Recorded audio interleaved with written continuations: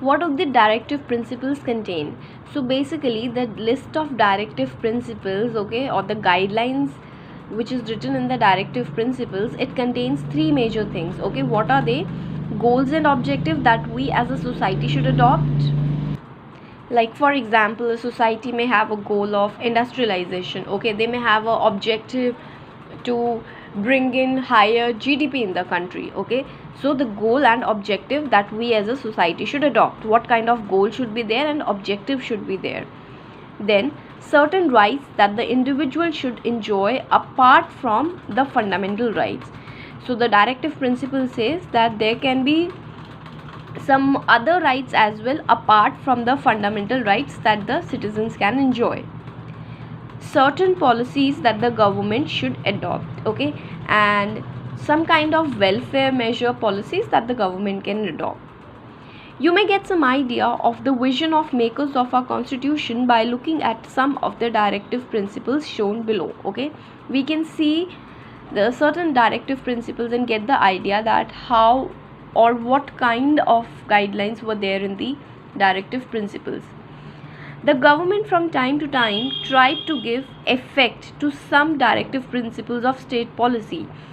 They passed several zamindari abolition bills, nationalized banks, enacted numerous factory laws, fixed minimum wages, cottage and small industries were promoted, and provision for reservation for the uplift of the scheduled caste and scheduled tribes were made.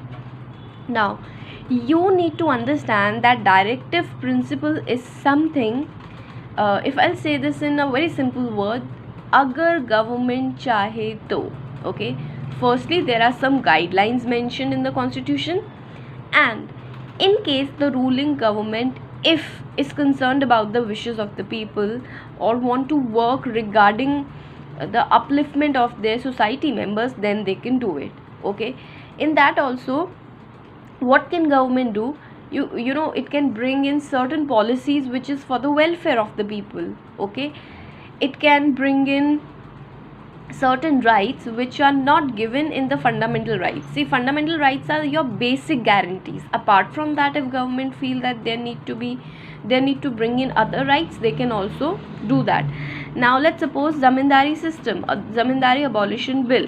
Nowhere in the fundamental rights it is written, but since we are talking about a decent livelihood, right to life, right to liberty and all those things, so according to the wishes of the people, zamindari system was bill was adopted and the system was abolished. Okay, nationalized bank. Now what does nationalized bank means? Nationalized bank means that when in any private bank, okay, the government shares 51% or more than 51%, that means more than half of the share is of government, so that are nationalized bank.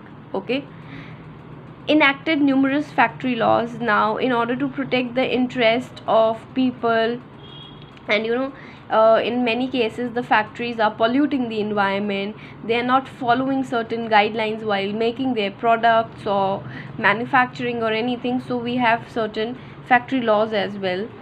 Fixed minimum wages, since there is a lot of exploitation on the working class, so certain wages are fixed. Like for example, if you are working for an hour on a given land, so there is certain wage, okay, दिन का जो आपको amount मिलना चाहिए, that is fixed by the government, so that no private entrepreneur or no person can exploit you.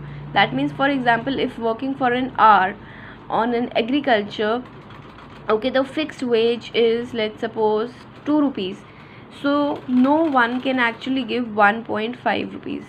At least a minimum of 2 rupees should be given or more than that. Okay, then the policy of reservation to uplift the scheduled caste and scheduled tribe, and cottage industries, that means small industries, were promoted so that India can be self-sufficient and there can be a lot of job employments. Okay, such efforts to give effect to the directive principles include the right to education, formation of Panchayati Raj institution all over the country, partial right to work under employment guarantee programs and the midday meal schemes. So some of the rights that are basically given through the directive principles, okay, these include the right to education. Since we are talking about to have a decent life, to have right to live, so merely you cannot live on air and water, right?